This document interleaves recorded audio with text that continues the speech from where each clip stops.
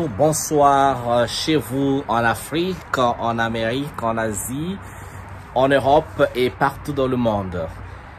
Ok, aujourd'hui on va aller au Congo-Brazzaville pour parler de cette situation qui se passe en ce moment.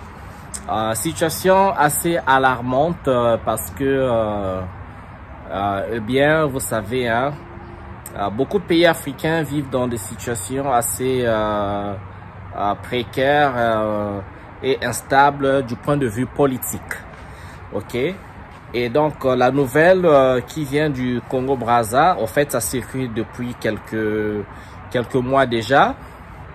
C'est cette espèce de partenariat entre le Congo-Brazzaville et le Rwanda. Donc, pour aller droit au but, il circule ou il a été confirmé que le Congo-Brazzaville, donc le président du Congo-Brazzaville, Denis Sassou Nguesso, avec son gouvernement, ont donc cédé des terres, une très grande superficie de terre, près de 980 km² de terre donc au Rwanda, pour que le Rwanda ait donc accès à ces terres et puisse les exploiter à sa guise. Ok, on dit bien offre, pas prêtre les terres et autres. Donc ça fait un remue-ménage dans la communauté congolaise au Congo, sa diaspora en Afrique, sa diaspora en Occident. Et moi je rebondis aujourd'hui pour donner mon avis par rapport à ça. Et c'est avec beaucoup de peine en fait que je fais cette vidéo. Mais aussi j'essaie de ne pas être émotionnel, essayer d'analyser la chose. Donc je vous donnerai l'information dont j'ai eu accès. On va regarder également deux vidéos comme ça, une réaction et aussi ce qui a été véhiculé au niveau du Congo-Brazza et aussi ce qui est passé au journal de Kigali, donc du Rwanda. Mais on va repartir un peu. Vous savez, en ce moment-ci, ça fait des années que le Rwanda et la République démocratique du Congo sont en grande tension. Dans ce qui se passe à l'Est et les accusations contre le président du Rwanda, Paul Kagame, est d'une envergure assez cruciale. Parce que ça fait des millions de morts à l'Est du Congo-Brazzaville, les attaques du mouvement rebelle M23. Et là, on dénote, c'est maintenant un secret de polichinelle, que le Rwanda et voilà, les officiels rwandais sont impliqués. Et il y a plein de preuves comme ça, avec plein de discours de aujourd'hui le président de la RDC, Félix Tshisekedi. Et donc, ces tensions datent à présent. Et alors, pourquoi je le dis? Je le rappelle parce que le Congo-Kinshasa est situé juste de l'autre rive du Congo-Brazzaville. Donc, Brazzaville qui est la capitale de la République du Congo et Kinshasa qui est la capitale de la République démocratique du Congo sont séparés par la rivière et la rivière des deux côtés porte le même nom, c'est plutôt le fleuve. Excusez-moi, c'est pas une rivière mais c'est un fleuve parce que c'est assez grand. Et donc le fleuve porte le même nom, c'est le fleuve Congo des deux côtés. On appelle fleuve Congo. Et donc il y a beaucoup plus de proximité entre le Congo-Brazza et le Congo Kinshasa plutôt qu'avec le Rwanda, parce que le Congo-Brazza, Congo-Kinshasa partagent la même histoire. Nous parlons la même langue ou les mêmes langues, le Lingala, le Congo. En exemple, nous avons la même culture de musique, la rumba. Nous mangeons pareil, le mfumbwa, on mange mfumbwa na kokoto, na mboto, makayabu, matembele. Donc, en fait, la nourriture, c'est la même, quoi. Nous avons exactement la même culture gastronomique On mange le kwanga ici, le kwanga là-bas, donc le pain de manioc. La musique, c'est vraiment partagé, très très partagé. Nous avons les familles des deux côtés du fleuve. Et arriver à Kinshasa ou de là-bas aller à Brazzaville, c'est que si vous prenez le canot rapide, c'est quelques minutes, hein, 10-15 minutes vous arrivez. Mais si vous prenez le grand bateau, bon, ça vous fait 30 à 45 minutes vous arrivez. Mais ce qui est sûr, vous pouvez faire des allers-retours. Tout ce qui manque entre ces deux capitales, c'est un pont. Si on construisait un pont ou des ponts, eh bien, on traverserait ce fleuve à pied. C'est bien possible. Et donc, cette proximité fait que ces deux Congos sont vraiment des pays frères. Nous sommes vraiment une famille. Et donc, cette proximité fait que, bon, le Congolais de Brazzaville ou encore le Congolais qui vit à Kinshasa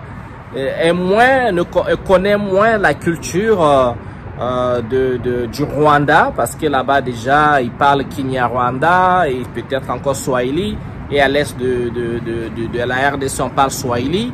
Mais du côté de Kinshasa, on ne parle pas Swahili, on parle le Lingala. C'est le même Lingala qui est parlé au Congo, Brazzaville. Donc, j'ai tout simplement dit en Lingala, nous parlons la même langue, c'est la même langue, c'est la même famille. Donc, c'est ça.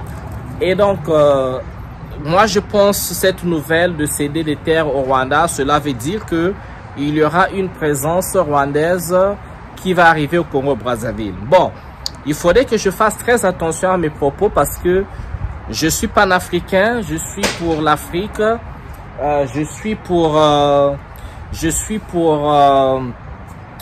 pour l'Union africaine, la vraie Union africaine. Je parle pas de l'organisation, mais la solidarité africaine. Je suis pour cette entente de l'Afrique, des Africains, des Africaines qui s'entendent, qui protègent leur continent. Tout est ensemble comme ça. C'est vrai que nous sommes humains, il y aura des différences entre nous. Donc ce que je vais dire, ce n'est pas pour mettre le feu entre le Congo-Brazza et la République et le Rwanda. On ne veut pas se retrouver dans ces situations qui existent entre le Rwanda et la RDC où on n'arrive pas à trouver la solution, où les tensions perdurent, où on voit beaucoup de populations du Congo RDC qui détestent les Rwandais et beaucoup de Rwandais également qui détestent les Congolais. Donc il n'y a pas d'entente. Il y a des exemples qui sont plein parce que ça fait trop de morts au Congo Kinshasa. Alors, et donc, dans cet esprit de fraternité, dans cet esprit de réunir les Africains, il faudra bien faire attention parce que ma vidéo n'a pas pour but d'attiser le feu contre les Rwandais, mais ma vidéo a plutôt pour but d'alarmer un peu nos gouvernements. Pourquoi? Parce que les terres sont précieuses, ok? Moi, je suis Habib, pour cette Afrique qui sait partager les ressources entre les Africains. Mais malheureusement, vous voyez que ça fait des siècles, l'exploitation des richesses de l'Afrique bénéficie beaucoup plus aux étrangers, donc à l'Occident, aux pays colonisateurs, qu'aux Africains. Les Africains sont assis sur de l'or, le diamant, sur plein de ressources. Malheureusement, ces ressources ne profitent pas aux enfants de l'Afrique. Vous voyez qu'il n'y a pas d'emploi dans beaucoup de pays, il y a beaucoup de précarité, problème d'électricité, problème d'eau, alors qu'on a des grands cours d'eau comme le fleuve Congo, qui est le second fleuve le plus puissant au monde, après l'Amazonie. On a plein de rivières, je peux dire rien qu'au Congo-Brazzaville, je vous assure, plein de rivières, une vingtaine, Congo-Kinshasa, n'en parlons pas. Si on prend tout le bassin du Congo, le Gabon, le Cameroun, la République centrafricaine, c'est l'Angola à côté, le Cabinda qui est l'enclave de l'Angola. C'est incroyable. Les richesses sont incommensurables. Alors, je pense que si nous avions une union et nous savions utiliser ces ressources à bon escient, eh bien, ces ressources pourraient être bénéfiques à tous les Africains de tout le continent africain. Parce que, imaginez un barrage électrique sur le fleuve Congo, eh bien, le fleuve est tellement puissant, ça alimenterait plus de la moitié de l'Afrique. Sinon, toute l'Afrique, ok? Donc, mais ces capacités technologiques n'ont pas encore été mises en place pour pouvoir l'exploiter. Et donc, c'est dans ce sens-là, je veux dire, ma vidéo, c'est pas pour mettre le feu entre les deux, parce que je ne veux pas et je ne veux plus voir les Africains s'entre-déchirer. Parce que quand on s'entre-déchire, c'est toujours pour le bien-être des élites occidentales qui profitent d'exploiter l'Afrique pendant, comme on dit, diviser pour mieux régner. Et donc, c'est la méthode par laquelle certainement qu'est passé le gouvernement du Congo-Brazzaville, où ce petit pays d'à peine 5 millions d'habitants n'arrive pas à assurer le bonheur ou le bien-être de 5 millions d'habitants de population. Alors, et c'est déjà assez fragile, et que les gens connaissant les tensions qui existent de l'autre côté, si vous offrez ces terres aux Rwandais, ça veut dire que le Rwanda a une capacité une motivation de construire, une motivation d'assurer le bien-être de leur population. Si vous allez à Kigali, Kigali c'est certainement la ville la plus propre de l'Afrique, ou l'une des villes les plus propres de l'Afrique. Donc il n'y a pas match entre Kigali et Kinshasa ou Brazzaville. Et ça a été fait en quelques années, juste après le génocide rwandais en 1994, je pense. Et de là, vous voyez que Kigali, rien à comparer avec Brazzaville ou Kinshasa. Et donc, ces tensions existantes, c'est du devoir du gouvernement de bien communiquer avec la population congolaise. Malheureusement, nous avons un gouvernement, les chefs, nos dirigeants, quand ils sont dirigeants, ils ont le pouvoir. C'est vraiment dommage qu'ils se mettent toujours au-dessus de tout le monde. Ils sont comme des dieux. Ils pensent qu'ils n'ont pas envie de rendre compte à la population. Ils n'ont compte à rendre qu'à eux-mêmes et à leur famille. On communique pas. On ne dit pas, en fait, les terres cédées, ces terres cédées aux Rwandais, est-ce que ce sont des terres qu'on a cédées comme un cadeau que le Rwandais peut venir au Congo-Brazzaville comme il veut, exploiter pendant que le Congolais n'a pas accès aux moyens nécessaires comme les tracteurs, tous les outils qu'il faut pour pouvoir exploiter les mêmes terres. Comment ça sera perçu qu'un pays étranger, un pays voisin, même si quand je dis étranger, mais c'est nos frères voisins quand même, qui vont venir chez nous s'enrichir alors que le Congolais de Brazzaville il meurt de faim. Donc, si moi je le dis, il me manque certainement beaucoup d'informations. Il nous manque aussi de ceux qui réagissent beaucoup d'informations parce qu'il n'y a pas eu de communication. Est-ce que voilà pourquoi j'adore le jeune capitaine, le jeune président Ibrahim Traoré du Burkina Faso. Ibrahim Traoré s'efforce toujours à bien communiquer ses intentions avec les populations. Les populations ne sont pas surprises. Et donc, s'il y a cette communication pour dire, bon, ok, ces terres ne sont pas offertes aux Rwandais, mais plutôt sont mises comment dire, à contrat, donc à la disposition du Rwanda avec contrat. Bon, on comprendrait certainement. Mais il faudrait qu'il y ait quand même une discussion parce que est-ce que 800 ou 980 kilomètres carrés, est-ce que c'est pas trop, c'est pas beaucoup, non? Parce que ça fait plus de la taille de Paris, plus de la taille de Brazza, du Rwanda d'ailleurs, parce que le Rwanda est un petit pays. Donc c'est quand même une grande superficie de terre et la population doit être maître parfait de comment ça se trouve parce que vous savez que les terres déjà chez nous on dit ça appartient aux propriétaires fonciers, donc au Fumu Toto qui sont même pas c'est même pas le gouvernement. Donc il y a certaines lois comme ça, même le gouvernement ne brise pas parce que les propriétaires fonciers c'est eux qui décident où vont la terre, les terres de leurs ancêtres. Et vous savez, la terre est sacrée. On ne vend pas la terre, on n'offre pas la terre. On fait louer la terre, ok, pour l'exploitation sur une certaine durée, mais on n'offre jamais, jamais, jamais on offre la terre. Jamais on offre la terre. Nous en connaissons quelque chose avec l'histoire de la colonisation et tout ce qui continue aujourd'hui avec le néocolonialisme, l'exploitation, les occupations, les bases militaires, le contrôle et tout ça de l'Occident.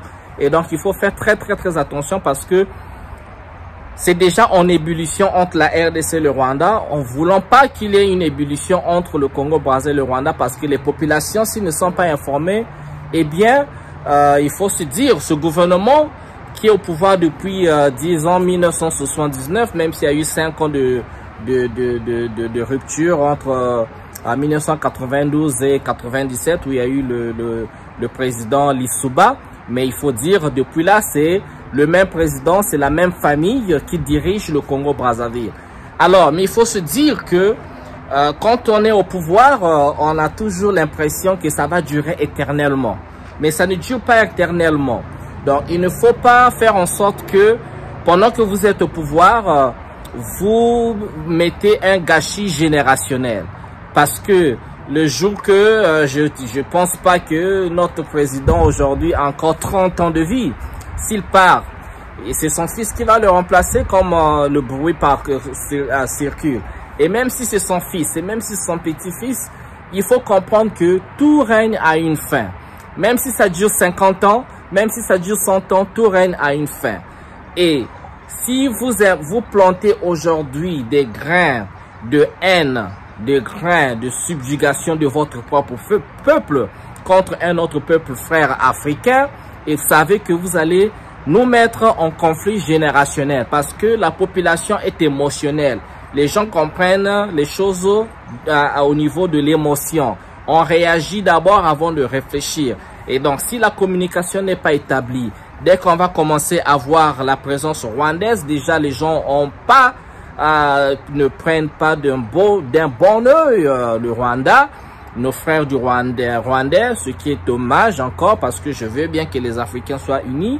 Eh bien, il faut dire, la population moyenne sera très réactionnelle. Et ça crée quoi? Ça crée des conflits, ça crée des tensions. Ok? Bon.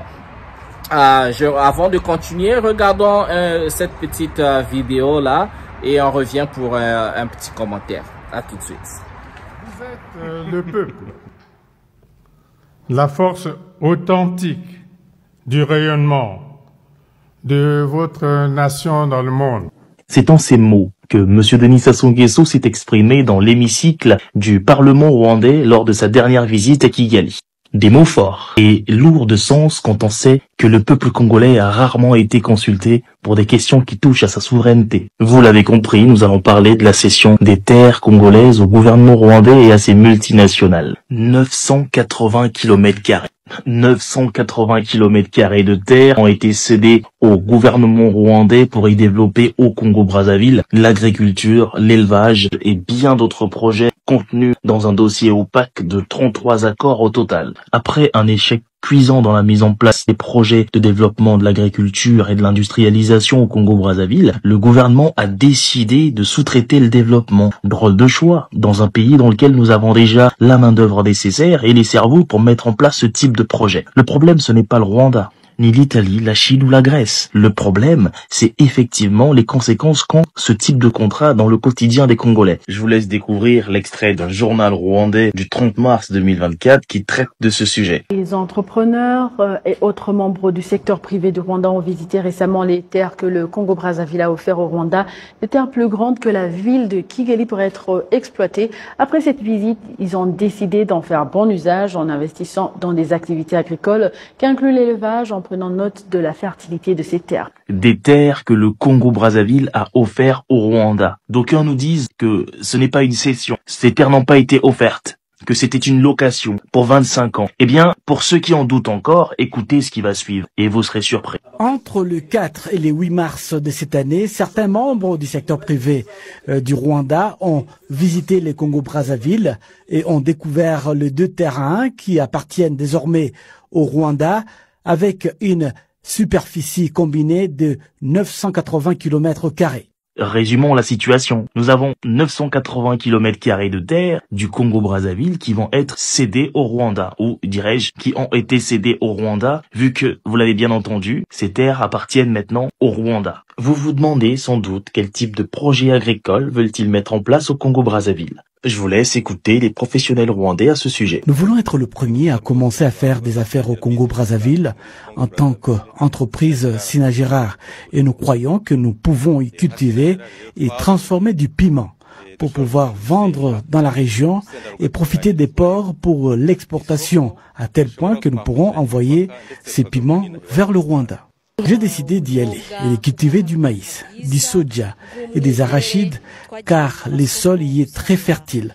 Nous sommes allés sur leur marché et nous avons constaté qu'ils importaient de la nourriture depuis la France et d'autres pays voisins. Nous avons fait une étude de faisabilité et ce projet est désormais en cours. Mais il ne fait aucun doute que le marché est une véritable potentialité. Les conséquences qu'entraîne ce type de projet sont nombreuses, notamment la cession d'une grande superficie de terre à un pays, à un peuple, une culture étrangère qui va s'y installer de façon durable. Aussi, la dépendance alimentaire envers des multinationales rwandaises qui vont avoir le monopole sur le marché intérieur. Cela empêchera l'essor d'une agriculture locale qui sera broyée par la concurrence rwandaise. Les anciens propriétaires terriens vont être expropriés en échange d'une contrepartie minime. Toute résistance sera vivement réprimandée, ce qui entraînera de vives tensions entre les Congolais et les Rwandais nouvellement installés. Un conflit pourra déstabiliser toute cette zone géographique. Vous l'aurez compris, le Rwanda voudrait répondre à 3 demandes. La demande locale au Congo-Brazzaville, la demande régionale et la demande locale du Rwanda. Ce qui implique qu'ils vont racheter d'autres terres autour de cette zone pour pouvoir étendre leur industrie. Et ça, effectivement, c'est un danger pour la souveraineté des peuples parce qu'on peut se retrouver avec toute une partie d'un pays détenu par un pays étranger. Que vont devenir nos parents? Mon grand-père cultivait du piment, ma grand-mère cultivait du manioc. Sommes-nous incapables de le faire au Congo-Brazzaville? L'État ne devrait-il pas mettre en place les moyens nécessaires au développement de l'agriculture locale? Pour mettre en place une vraie dynamique au niveau de l'agriculture, l'État aurait dû intensifier ses efforts dans le soutien et l'accompagnement des agriculteurs locaux, et non se transformer en Père Noël en offrant des parties de notre territoire à d'autres nations. Je vais continuer cette analyse dans une prochaine vidéo en vous expliquant la stratégie des industriels rwandais. Ils le disent eux-mêmes et nous avons les vidéos dans lesquelles ils le disent. Et donc nous partirons de ce postulat pour comprendre ce qu'ils veulent réellement dans notre pays. Je vous invite à liker, à partager et à commenter massivement cette vidéo. Dites-moi ce que vous en pensez et surtout, exprimez-vous pour votre pays. 12 000 hectares de terres agricoles vont être mis à la disposition du Rwanda dans 3 départements de la République du Congo. C'est l'une des principales résolutions prises en vertu des accords conclus entre les 2 États au terme de la visite officielle du président rwandais Paul Kagame et ses ministres des Affaires étrangères et des Finances du 11 au 13 avril 2022 en terre congolaise. Le leitmotiv de la visite de Kagame au Congo, c'est pour venir justement signer ces accords. On parle de la cession de pratiquement 12 000 hectares de terre, mais aussi surtout le contrat qui est, n'est-ce pas, attribué au holding Crystal Venture. Et on parle quand même de plus de 110 milliards de francs CFA qui sont versés par Kigali pour donc racheter les zones industrielles de Maluku. La République du Congo compte 10 à 12 millions de terres arables, dont moins de 5% sont exploitées pour une agriculture vivrière. Par ailleurs, les 2 chefs d'État ont assisté aux signatures de 2 accords, 3 protocoles, 2 mémorandums d'entente et une convention de concession dans le domaine agricole. Les attentes, le Rwanda voudrait bien capitaliser cette expansion et ce hub qu'il vient de créer au Congo-Brazzaville. Je vous rappelle que la seule ambassade qui existe pour beaucoup de pays en Afrique centrale, en dehors de Kinshasa, c'est Brazzaville. Donc Kagame est un peu stratégique, a compris que le Congo peut être le hub à partir duquel il peut mener ses affaires en direction de l'Afrique centrale, mais aussi, pourquoi pas, de l'Afrique tout entière. Paul Kagame et Denis Sassou Nguesso ont demandé à leurs gouvernements respectifs de s'activer à l'élaboration des plans d'action pour débuter l'exécution des accords qui ont été conclus. Le chef d'État rwandais a achevé son séjour en République du Congo par la visite des sites culturels, industriels et agro-pastoraux à Oyo dans le département de la Cuvette. À travers cette visite, les 2 chefs d'État veulent désormais démontrer le potentiel de la coopération Sud-Sud au service du développement de l'Afrique. Bonjour mon général, vous êtes à la manifestation contre la cession de nos terres au Rwanda. Je vous écoute. Merci beaucoup, merci beaucoup. Au moment où je parle là, je suis très furibard. Je répète, au moment où je parle là, je suis très furibard. Ce ciel là du Congo-Brazzaville, cette terre du Congo-Brazzaville, ces eaux du Congo-Brazzaville, nous les défendrons jusqu'à vaincre ou mourir. Au revoir. Voilà. Donc ça c'est quelques réactions comme ça et vous avez entendu le discours. Donc c'est pour dire, pour continuer encore dans cette lancée, je pense que la population congolaise a pris cette nouvelle de surprise. Moi, quand on me l'a annoncé, je pensais c'était un poisson d'avril. Poisson d'avril, qu'est-ce qu'on dit? Poisson d'avril. Je me disais que c'était un canular. Mais non, ce ne l'était pas. J'ai regardé les vidéos, j'ai vu l'émission, comme vous avez vu, c'est au Rwanda, la journaliste. Et donc, comme vous voyez un peu en image, et donc, en même temps, ça craint, ça fait peur parce que les gens n'ont pas toujours ce degré de maturité. Ce que nos leaders oublient une chose. Quand vous arrivez à un certain niveau, vous avez un salaire, vous habitez dans vos maisons de luxe, vous avez des belles voitures, vos enfants vont étudier en Occident. Quand vous avez un petit bobo, vous allez dans les hôpitaux en France, en Allemagne, aux États-Unis. Vous avez des comptes bancaires chez les autres. Vous avez vos investissements ailleurs en Occident, les paradis fiscaux. En fait, il y en a entre vous, les dirigeants. En fait, c'est le corps qui est au Congo, mais l'esprit là, l'esprit ailleurs. C'est le corps qui est au Congo. Donc, ils sont complètement détachés des réalités parce qu'ils prennent pas le bus, ils prennent pas des taxis, ils ne se baladent pas à pied. Pourtant, la plupart de nos dirigeants, les grands, les yeux là, ils sont nés au village, grandis au village, ils sont arrivés en ville à l'âge adulte. Ensuite, ils sont allés étudier en Europe et autres. Ils sont revenus bien calqués, bien formatés avec soit l'esprit communiste que tout le monde ne comprenait pas rien. Bon, aujourd'hui, on parle de démocratie, que personne ne comprend rien à ça. Et on découvre petit à petit tout ça. Ce sont des instruments de contrôle et tout. Bon, ça, c'est un autre débat, une autre vidéo.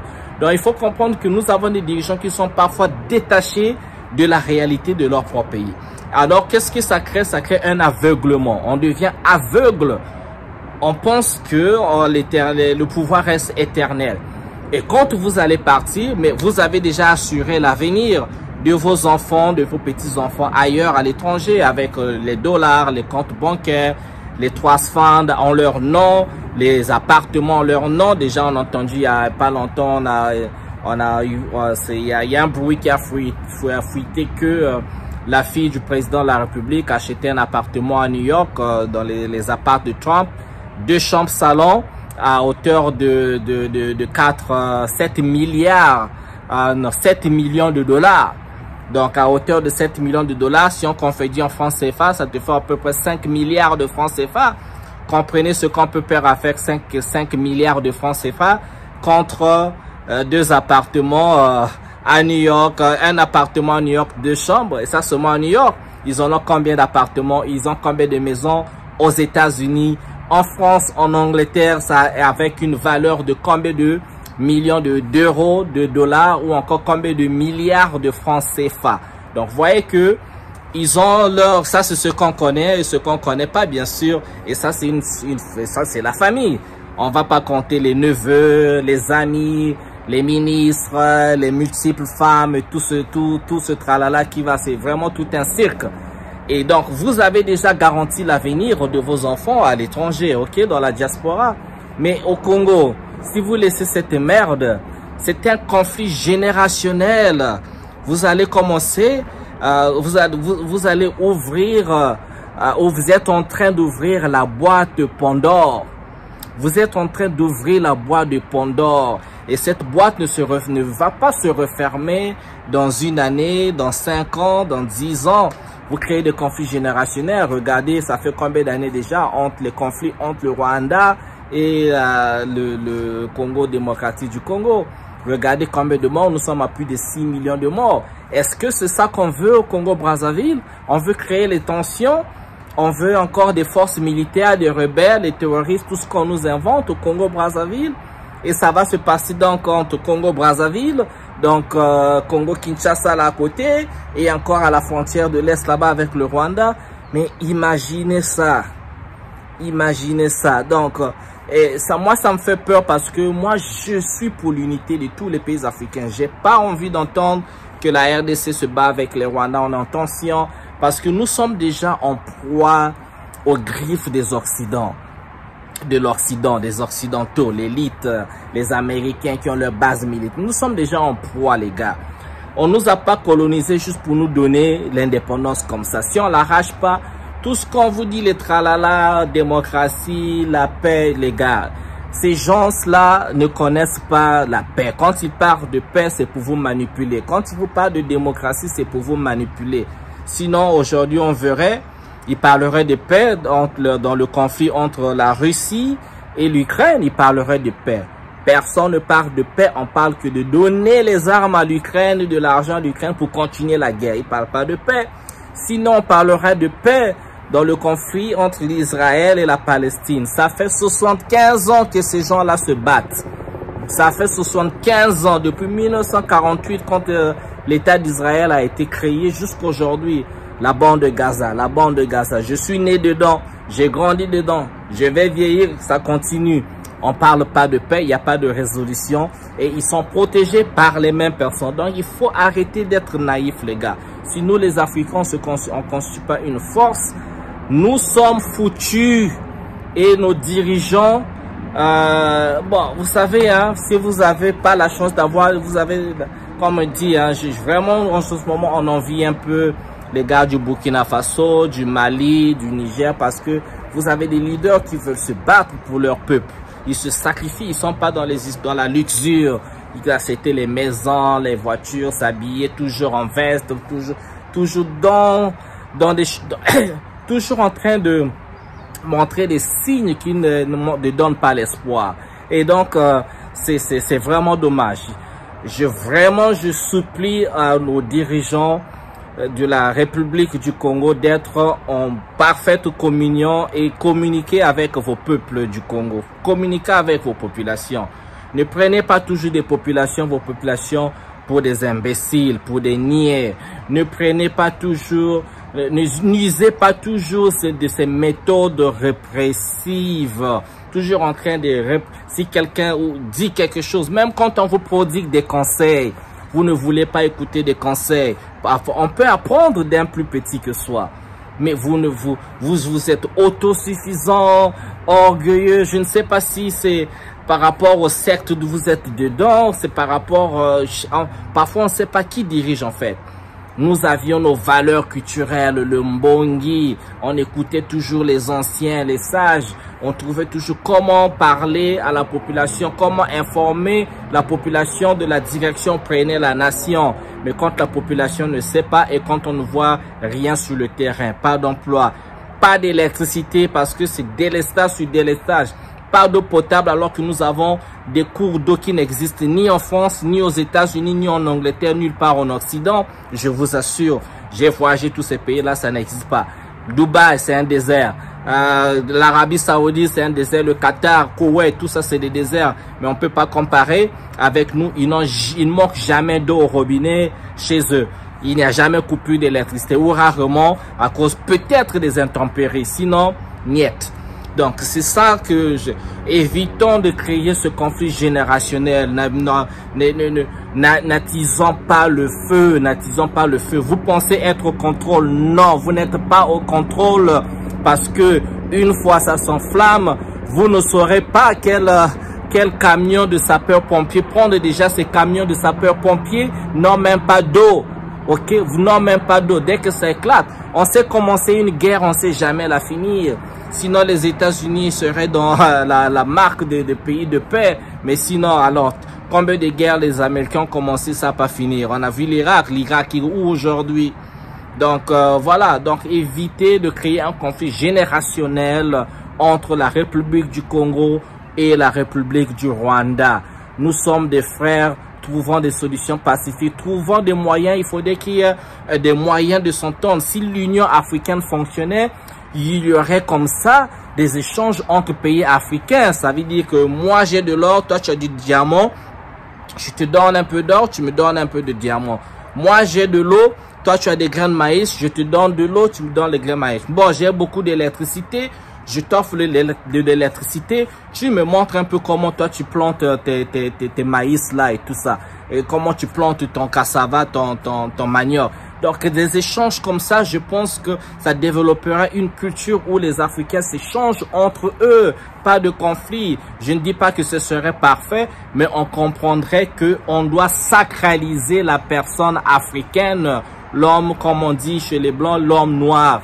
On doit apprendre à se sacraliser. Ça veut dire le noir ne peut pas faire du mal aux noirs. Un Africain ne doit pas faire du mal aux Africains. Cela n'exclut pas des conflits comme ça de basse cour. Non, ça n'exclut pas parce que nous sommes des humains. On se fâche, oui, mais pas dans cette grande envergure où on va détruire les maisons, détruire toutes les nations, détruire des peuples, faire tout un génocide pour les intérêts des gens qu'on ne connaît même pas, pour les intérêts des autres. Non, travaillons pour les Africains. Donc les dirigeants de la République du Congo, s'il vous plaît, quand nous parlons, quand le peuple parle, parce que le peuple a juste besoin de vivre, les gens veulent juste vivre, avoir une maison, le courant, de l'eau, une voiture pour se déplacer, des routes qui soient bonnes pour aller d'un point A à un point B, qu'il y ait des bonnes écoles, il y ait un avenir pour les enfants. Faites des sondages, que vous faites un micro-baladeur, micro-trottoir. Les Congolais veulent tous quitter le Congo. Les Congolais, ils ont du mal à avoir de l'amour pour le Congo. Parce que, mais quand les gens sont dans la misère et ils voient tout le temps leur chef, leurs dirigeants dans les belles voitures, dans des belles maisons.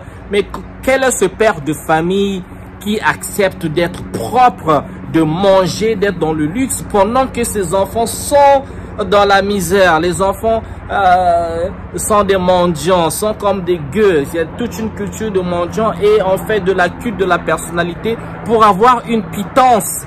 Ça n'a aucun sens. Ok, c'est une longue vidéo encore parce qu'il y a tellement de choses à dire dessus, parce que ça me fait du mal quand je vois l'Afrique, nos nations dans cet état, parce que on peut juste entendre.